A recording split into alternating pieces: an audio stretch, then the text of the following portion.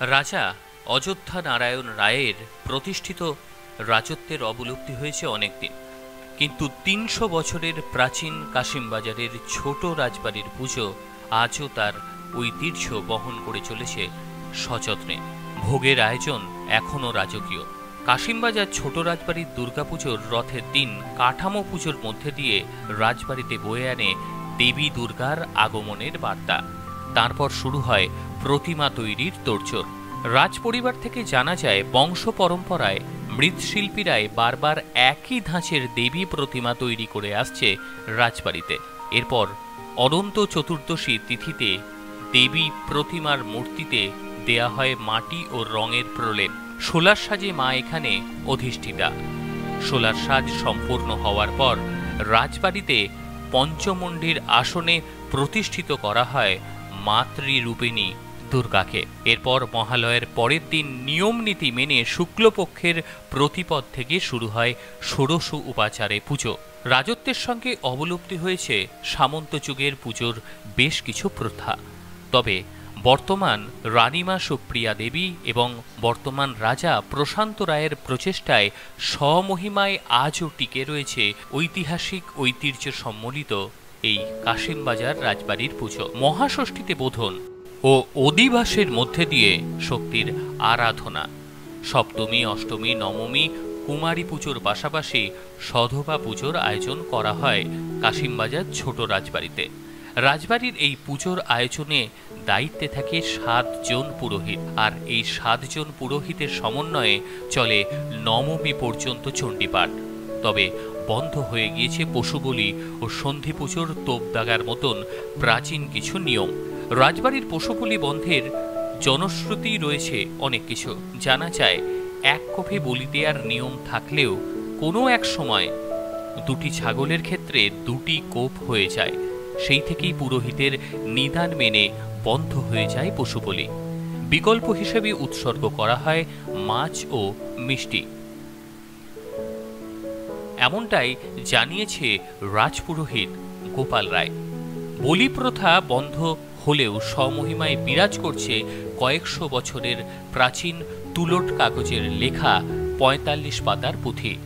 রাজপুরোহিতের কথায় জানা যায়, এই পুঁথি থেকেই চণ্ডীপাঠ করে দেবী দুর্গার আরাধনা করা হয় রাজবাড়িতে। বহুকাল থেকেই পুজোতে চলে আসছে রাজকীয় ভোগের আয়োজন। তবে সন্ধি পুজোর সময় ব্যবস্থা থাকে পৃথক ভোগের।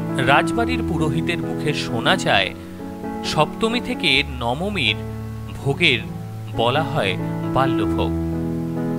এই প্রসাদ ভক্তদের মধ্যে বিলি করা হয়। রাজবাড়ির সকল সদস্যদের উপস্থিতিতে দশমীর দিন নিয়ম নীতি মেনে অপরাজিতা পুজোর শেষে গঙ্গা ঘাটে দেবী দুর্গার বিসর্জনের মধ্যে দিয়ে দেবী মূর্তি নিরঞ্জনের পর্ব সম্পূর্ণ হয়। পুজোর কয়েকদিন কাশিমবাজারের ছোট রাজবাড়িতে নামে মানুষের ঢল। রাজবাড়ির সদস্যদের উদ্যোগে এই দুর্গাপুজো উপলক্ষে রাজবাড়িতে বসে গান বাজনার আসর। পুজোর দিনগুলিতে সন্ধ্যাও রাতে উজ্জ্বল করে ধুনুচি নাচ ও আতশবাজিতে মেতে ওঠে রাজপরিবারের সদস্য ও দূর দূরান্ত থেকে আসা দর্শনার্থীরা। এইভাবেই সাবেকিয়ানা রাজকীয় ঐতিহ্যের মেলবন্ধন চলে কাশিমবাজার ছোট রাজবাড়ির দুর্গোৎসবে। তবে বাঙালির এত বড় উৎসবের আনন্দতে রাশ টেনেছে করোনার ভয়াল গ্রাস। প্রায় ২ বছর যাবৎ করোনার প্রকোপ থেকে বাঁচতে ঘরবন্দি অনেকেই। তাই কাশিমবাজার ছোট রাজবাড়িতে দেবী নিয়ম নিষ্ঠা মেনে পূজিত হলেও জাঁকজমকে কিছুটা ছেদ পড়েছে এই করোনা ভাইরাসের আতঙ্কের কারণে। বিনয় রায়ের রিপোর্ট, ডাব্লিউবি। মানে কীভাবে পুজো করেন আপনারা, করতেন আগের, কীভাবে হতো সেই সময়টা যদি বলেন। এখানে যে সুন্দর চণ্ডী মণ্ডপে আমরা দাঁড়িয়ে আছি, এটা আনুমানিক ১৭৪০-৪৫ সালে তৈরি। প্রায় অলমোস্ট ৩০০ বছর হয়ে গেল, এবং সেই সময় থেকে দুর্গাপুজো এই চণ্ডী মণ্ডপেই হচ্ছে। এবং আমাদের এখানে নবরাত্রি পুজো, তার মানে আপনার প্রতিপদের দিন ফল করে আসেন গঙ্গা থেকে, সেদিন থেকে দুর্গা নাম জপ এবং চণ্ডীপাঠ সেদিন থেকেই হয়। এবং তারপরে যে পঞ্চমী এবং ষষ্ঠীতে বোধন, আমন্ত্রণ, অধিবাস এগুলো হয়। এবং সপ্তমীর দিনে আবার দ্বিতীয়বার ধর্ম রেখে সকলের পুজো থেকে শুরু হয়, পুজো হয়। তো এইভাবেতেই সাবেকি প্রথা মেনে এবারও পুজো হবে। তো সেই আজকে আমরা রয়েছি।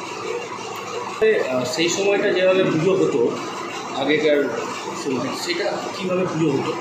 আগেকার দিনে যেভাবেতে নিষ্ঠা সহকারে পুজো হতো এখনও ঠিক সেইভাবেতেই হয়। এবং ওই বিগত 1 বছর করোনার জন্য আমরা আমাদের চণ্ডী মণ্ডপের দরজা খুলতে পারিনি গত বছর, এবং এবছর কী হবে জানি না, সরকারের বিধিনিষেধ মেনে এবারও আমরা সেইভাবেই পালন করবো। তবে এর আগেতে আপনাদের প্রচুর দর্শনার্থী আসছেন এই দুর্গা পুজো দেখতে, এবং আমরা খুব আনন্দিত হতাম তারা আসলেন, আমরা একসঙ্গে আনন্দ উপভোগ করতাম। আগেকার দিনের সঙ্গে সেরকম পরিবর্তন খুব একটা কিছু হয়নি, তবে আগেকার দিনে ধরুন যেভাবে মানুষরা আসছেন এখন অনেক লোক তার থেকেও বেশি আসেন দেখতে, এবং ধরুন পুজোর যে জৌলুস সেগুলো সবই বজায় আছে, সেরকম সুন্দরভাবে সব কিছুই হয়। আপনাদের রাজবাড়ি কাশিমবাজারের বসবাস শুরু হয় আনুমানিক 1730-35 খ্রিস্টাব্দে। প্রথম পুরুষ ছিলেন অযোধ্যা রাম রায়। তার আগে আমাদের বাসস্থান ছিল ভগবানগোলার কাছে নিকটবর্তী গ্রামে, ফিরোজপুর গ্রামে, সেখানে তারা থাকতেন এবং ব্যবসা বাণিজ্য করতেন বলে শুনেছি, এবং সেখানেও দুর্গা পুজো ছিল। এবং 1730 সাল নাগাদ বর্গী আক্রমণের পরে অযোধ্যা রাম রায় তিনি এখানে কাশিমবাজারে চলে আসেন, এবং এখানেই তাদের ব্যবসা বাণিজ্য শুরু হয়, এবং সেই সময় থেকে দুর্গা পুজো এই চণ্ডী মণ্ডপেই হয়ে আসে।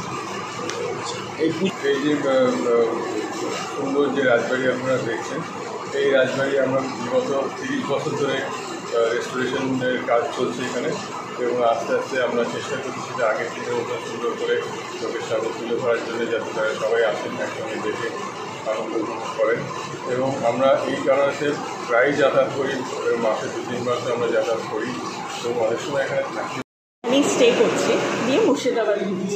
এই রাজবাড়ি পুজো তো এখন নয় তো, তবে এখানে পুজোর কাঠামো তৈরি হয়েছে, ঠাকুরের কাঠামো তৈরি হয়েছে। সেই প্রাচীন ঐতিহ্যপূর্ণ জায়গাগুলো ঘুরে ঘুরে দেখছি, যেই সময় মানে এইখানে হয়তো কমন লোকেদের হয়তো এন্ট্রি ছিল না, তো সেটা খুব ভালো লাগছে। আর অনেক রকম পুজোই হয়, শুধু দুর্গা পুজো নয়, জগদ্ধাত্রী পুজো, জোড়া কার্তিক পুজো, সব রকম পুজো হয়।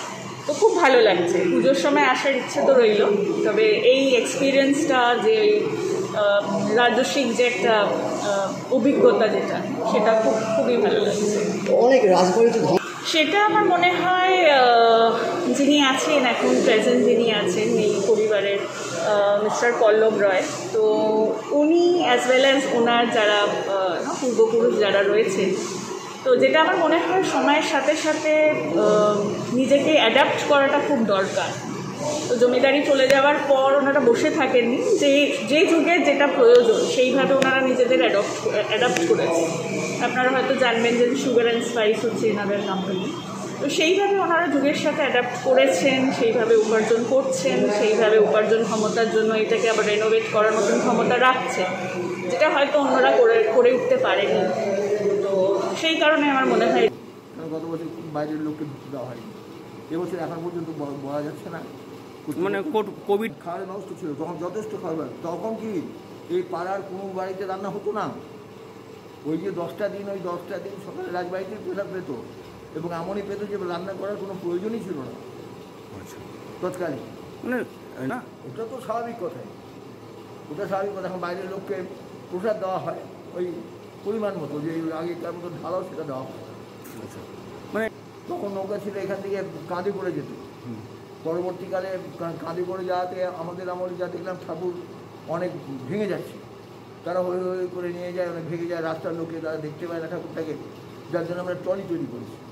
ট্রলি তৈরি এখান থেকে ট্রলির ওপরে উঠিয়ে তারা রাজপরিবাররা সমস্ত মানে দাঁড়িয়ে থাকেন, মাকে তারা বিদায় সম্ভাষণ জানান। আমরা আস্তে আস্তে নিয়ে গঙ্গায় যাই, সেখানে আরতির পর ওই যারা থাকে তারাই ওই গাড়ি থেকে নামিয়ে আস্তে আস্তে আস্তে যতখানি পারে তারা জলের মধ্যে নিয়ে গিয়ে পুজোর মধ্যে বিসর্জন। কিন্তু ওই যে মাছের যে গল্পটা ছিল সেটা কি সেটা শোনা কথা, আমরা কোনোদিন দেখিনি। আমাদের কারণ আমাদের নৌকা হয়নি, নৌকা বন্ধ হয়ে গেছে। কী শুনেছিলেন একটু বললেন? হয়তো 2টো নৌকার উপরে দেবীকে চাপানো হতো, মাছ গঙ্গায় যখন যেত তখন একটা মাছ নাকি রাত্রি উঠত, সেই মাছ থেকে ওরা সিঁদুর দিয়ে ছেড়ে দিত, পরবর্তীকালে সেই মাছটা কি নাকি ধরেছিল, ইত্যাদি ইত্যাদি শোনা কথা। তারপরে সে আর এখন আর আর নৌকাও নাই, ও মাছও নাই। কিন্তু পুজো রাজবাড়ি পুজো হ্যাঁ ওই হ্যাঁ হ্যাঁ হ্যাঁ একবারে যথারীতিভাবে পুজো চলছে, ওটা ঠিকই আছে। কোভিডের জন্য যারা ভক্তবৃন্দ আসবে তাদেরকে কিছু সতর্কতা? এখন ব্যাপার হচ্ছে যে মাছ ছাড়া কাউকে ঢুকতে দেওয়া হয় না, স্যানিটাইজার আমরাও রাখি, আমরা রাখবো, গতকালও রেখেছিলাম আমরা যাই দিয়ে গেলে সব যে এবার জনসাধারণকে ঢুকতে দেবে না, অবাধ ঢুকতে দেবে কিনা সেটা এই মুহূর্তে বলা যাবে না। কী নাম আপনার? আমার নাম গোপাল রায়, আমি রাজবাড়ির পুরী, আর প্রতিপদ থেকে আসেন সোমেশ্বর চট্টোপাধ্যায়। ঠিক আছে।